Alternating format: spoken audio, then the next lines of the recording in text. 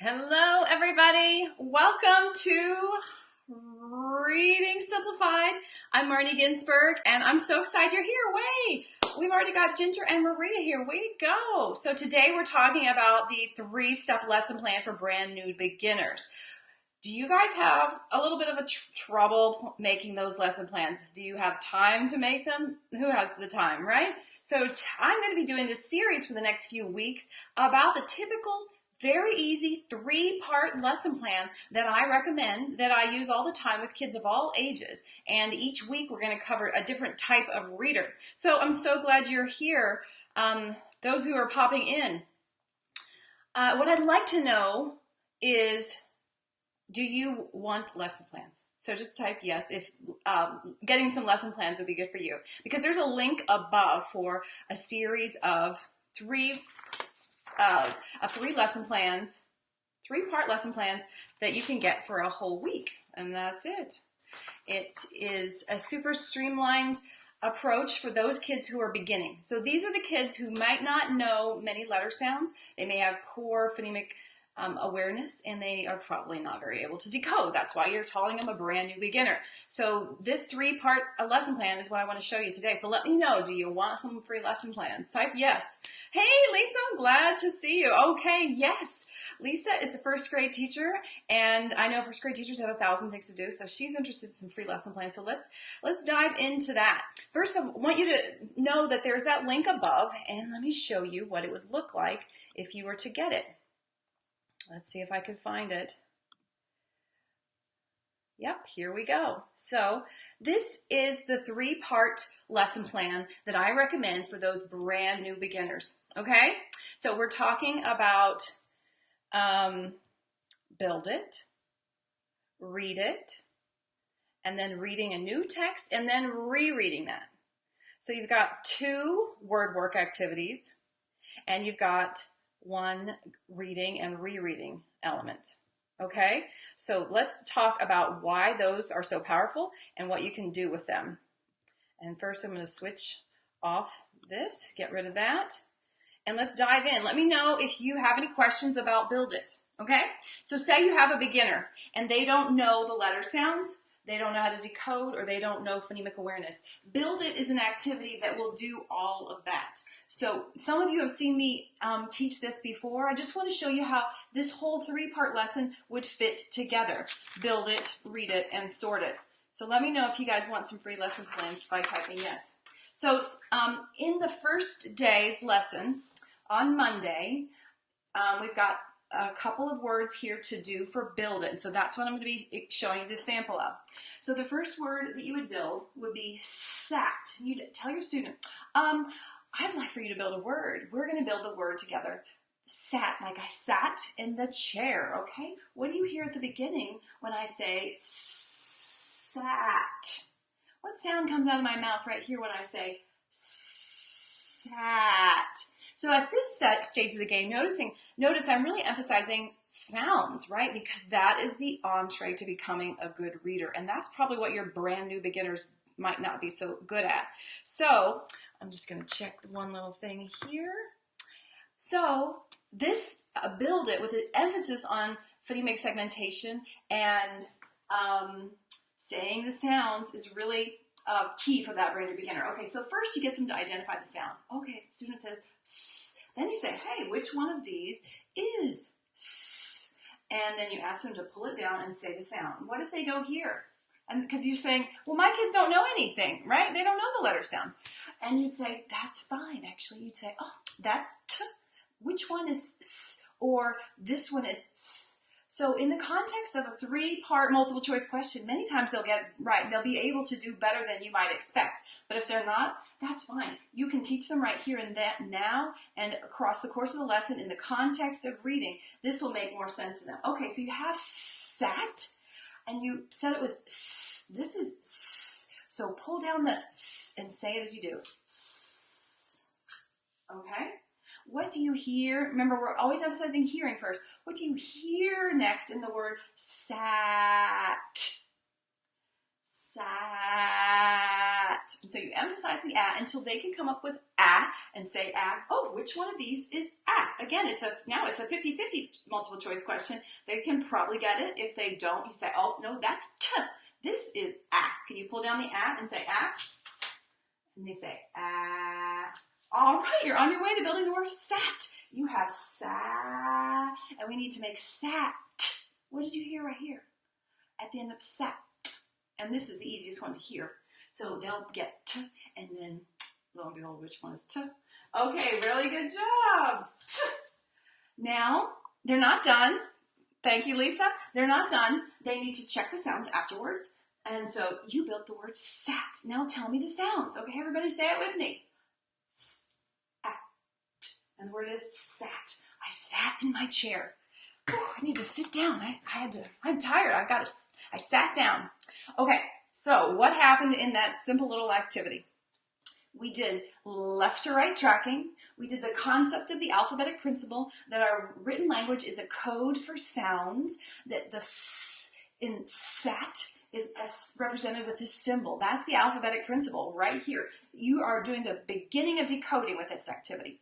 We are also doing phonemic segmentation. That's what was the first hard thing for the student to do, right? They had to tell me what sound they hear at the beginning of "sat." I didn't phonemically segment it. I kept it connected and elongated and exaggerated so they would be able to hear it, but I didn't segment it. They did. So that's another skill that they're practicing. They're having to practice "sat." Okay? And they're practicing the phonemic segmentation. And then, of course, they're practicing the phonics knowledge. They're going to learn the "a," they're going to learn the "s" and the "t." And then if they keep going through the list that you have here, if you get the freebie, they would then do the word "mad," and then they would do the word "sad," and they would do the word "rat." So you see they're starting their first day with a collection of a few letter sounds: M, S, D, T, A, and R. And then you keep building with those in some other activities that you do, and then you add more and more each day, and they're quite able to handle it. Does that mean they master all of these letter sounds by the end of the day? No, not necessarily. They'll learn them a lot more, though, however, than they would if they were just taught all day, right? If you aren't exposed to something, you can't possibly learn it. So give that a try. This is a very ambitious agenda, and I know that, but many of your kids will be able to do it. So let me show you this page that I'm looking at right here. Here we go. So on Monday, I'm recommending these letter sounds: s, a, t, d, and r. But then on Tuesday, we're already going to throw in another vowel, short I, and we're going to add some more consonants and repeat as many as we could before. We still have the D, and we've got the M down here, and the short A, and we're adding in the T, and we're adding an N and H. And yeah, I don't think, we did P and read it. So we're adding in another P over here on Tuesday. And then on Wednesday, they're doing short O. And again, there's more consonants. We're adding in the double S, we're adding in the F, and we're adding, as we said, the O. On Thursday, they're going to keep doing those same short vowels, but add in the L and add in the, I think that looks like it. The H, we have the H. And then on Friday, they're adding in another short vowel, the E, and adding in the consonant digraph SH. And what will happen is that, will your kids learn all 17 or so of those letter sounds? No, they will not in 1 week. I'm not saying that. Will they be able to handle it with this type of presentation and be successful with your support in a small group? They absolutely will. And will they know more letter sounds than this way than if you just give them 2 or 3 in the week? Yes, they will. So the reason this works is that there is so much good context happening with this activity that it makes a lot more sense than a lot of things in isolation. Hi, Curleen. So if you guys have any questions about this Build It, about this ambitious scaling up rapidly, I would love to hear what you think. Or if you have experience doing something like this with Build It, and your kids are learning the letter sounds faster than traditional instruction, where it's like one letter sound a day or one every couple days, let me know. I would love to hear about that. So that was Build It. And the next thing that we're going to do for our 3-part lesson is move into Read It. Now, Read It fills in the gaps that Build It did not address. So Build It really emphasized phonemic segmentation, but it does not do phonemic blending. And blending is the core of early decoding. And so we've got to start getting into that as soon as possible. So I look at my lesson plan for Read It. I'm going to give some of these words, and they're going to have a lot of the same sounds as the words in Build It. But I'm going to try to give as many different words as I can so that they're doing different things. Okay, so I need your help to read a word. You're going to read a whole word today. You ready? So you start with that. What do you think? Let's do that together, okay? I'll help you with this. What's the first sound that you see here? Can you tell me the sound? Everybody, I need to hear you from the other side of Facebook. Okay, what comes next? Put them together now. And what if they say ah, and then they say and then they say ah, and they're not actually putting it together? Well, let's put those sounds together. And then you wait for them to see if they can do it. They can put the sounds together. Some kids can't, and that's okay. The first step in that is into model it. Well, I see ma. Now you copy me. Ma, and hold the sound. Ma. And then the t, especially if they know it, will be easy for them to add on, because blending and segmenting at the end of a word is super easy compared to the beginning. So what you just did right here was you reinforced left to right tracking. You reinforced the concept of the alphabetic principle that our written language is code for sounds, which is the same thing we did over here in Build It. You are reinforcing the letter sound knowledge, and you're doing that really important thing of phonemic blending. And what I recommend is not when you blend the sound, sound, sound word approach, but rather that blend as you read approach. And notice how I did that. Mat. This will solve a multitude of problems for your beginners, and also for kids who are much more advanced, who drop sounds, who add sounds, who drop whole chunks in multisyllable words. This is where it all starts. The blend as you read approach. This builds a strong foundation for those kiddos. So together, Build It and Read It will be a super strong sound symbol decoding foundation for those beginning kids who don't know the code, but they can learn it in this context. So let me finish Read It. So that was the first part. So this student, obviously, the name is the activity is Read It. They've got to read it, okay? Now, student, I want you to write the word mat. Are you ready? Okay, let's say the sounds. As you write it, student, say the sounds.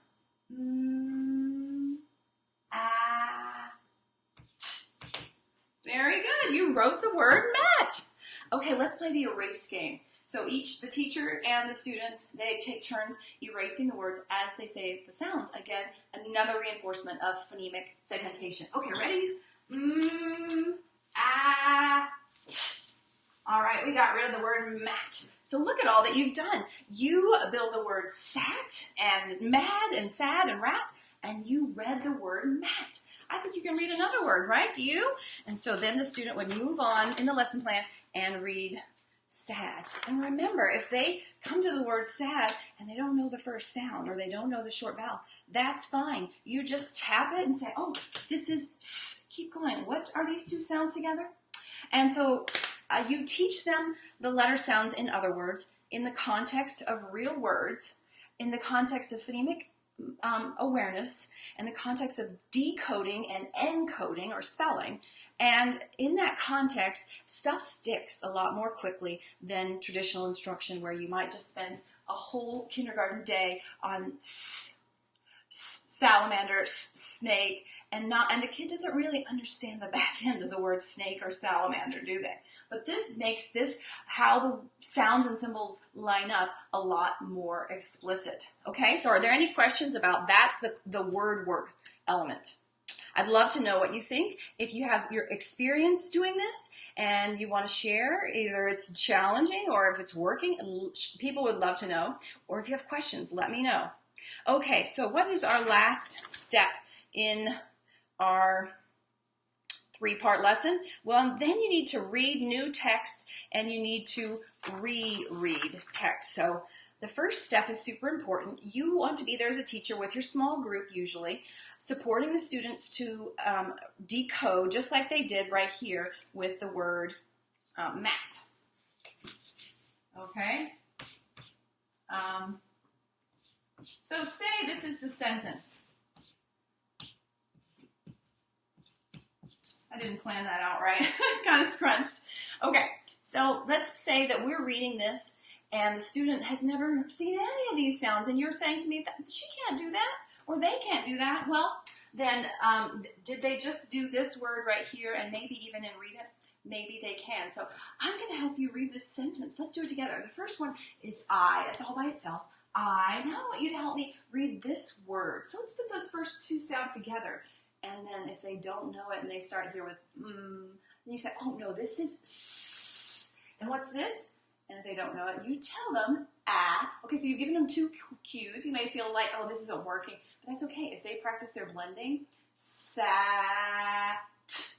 You read the word. See, even if you give them a lot of support and they need a lot of support and it seems like, oh my gosh, how could I expect them to read this when they hardly know any letter sounds?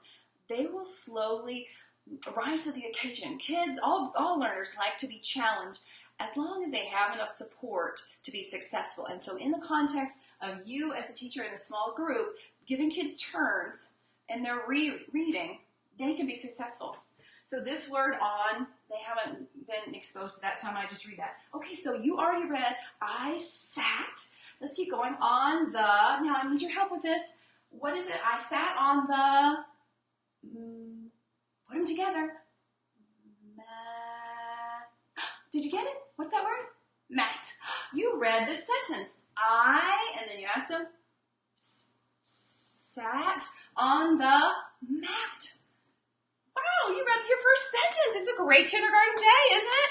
Okay, now what I want you to do is to point as I read it for you. So this is the beginning of the rereading component where the teacher takes off some of the burden on the child. The child worked hard to read some of these words, but now it's the student's turn to make sure her eyes are on the text and the teacher takes, again, some of the burden by doing the work, but the student is still pointing. Okay, let's read this together, or I'm going to read it while you point.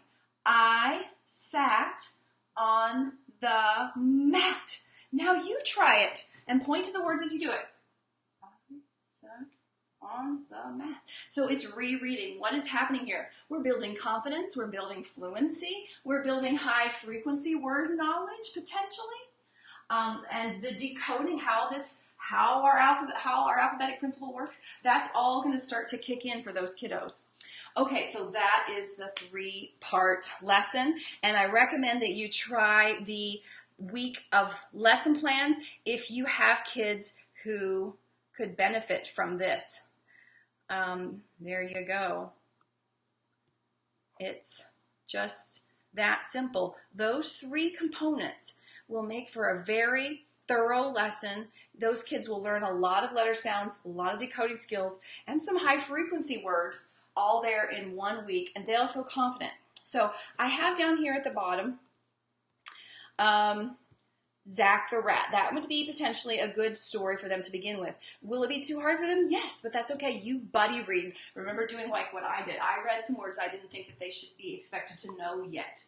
That's fine, but then have them do the words that they could do, like rat or sat.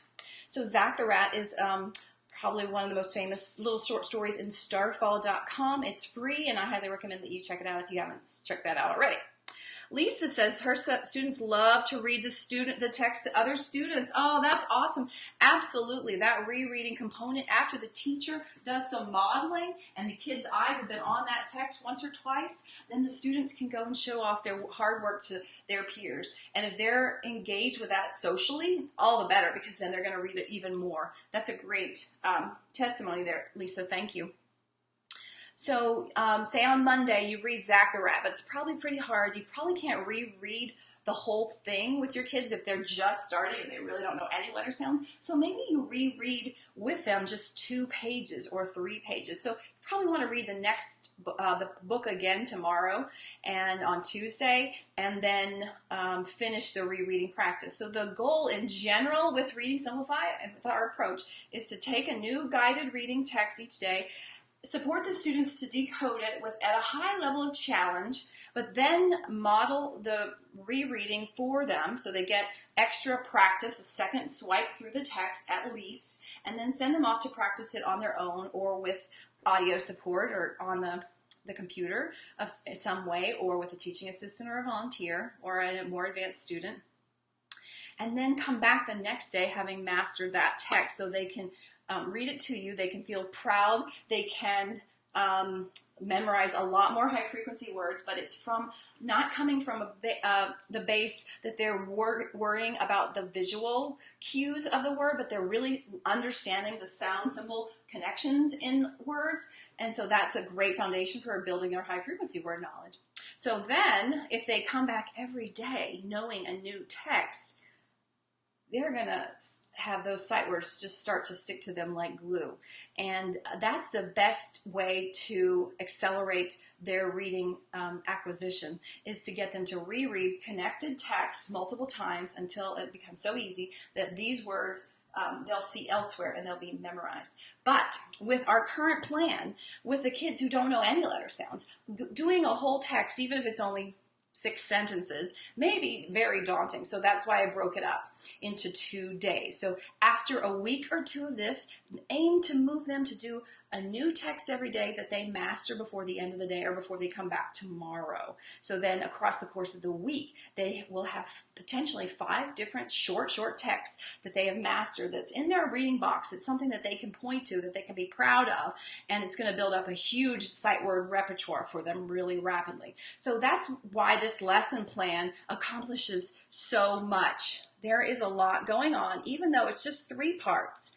What do you have going on here? In Build It, you've got left to right tracking. You've got the concept of the alphabetic principle. You've got phonemic segmentation. You've got letter sound knowledge. And then with Read It, when they read the word and then they wrote it, you're doing the same thing again, left to right tracking, alphabetic principle, but you're adding phonemic blending and the core blending skill of blend as you read. And then they are, again, practicing their phonemic segmentation, because when they write the word afterwards and they say, they're segmenting it again. And you even get the second wave of segmentation when they erase.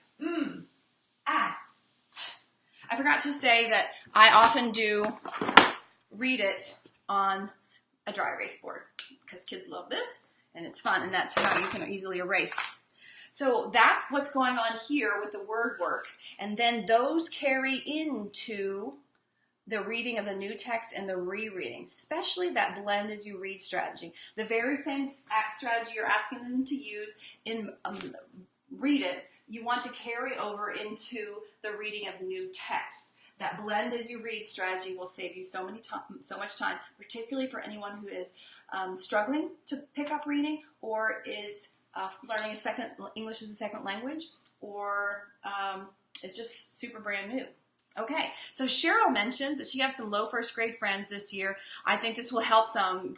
Oh, you're welcome. I would love to hear what happens when you try this lesson plan. Are you able to get all those things accomplished? Or you need to break it up. This is just suggesting that this might work for a typical first year or kindergarten student, but obviously results may vary. We've got all sorts of different kids and, of course, issues out there. So those are the simple 3 parts, of a lesson that works really well for brand new beginners. What do you think? Cheryl's willing to try it. Lisa's getting good results, having her kids reread already. Let me know. Is this a thumbs up kind of thing for you? Don't forget, you've got that freebie up above so that you can check it out for yourself. Oh, and I forgot to mention, on this page, when you snag the PDF, here we go, let me bring it back into proportion. if you click on these words, the titles, it will take you directly to a page where you can get more information about each of these activities, and you can get some freebies about other word lists and that kind of things. You can also see videos. So if you were to click on Read It or Read New Text, you would learn further about those topics. So I thought it might be fun as we wrap up to see, I have this new technology, to see if it works. Are you guys up for me showing a little video? I've never shown a video here in Facebook Live. Should we try it? Who's game? I need a little encouragement. What do you think? Gonna have to hope that it works well. I might have, okay, here we go. And what do you think? Should I try it?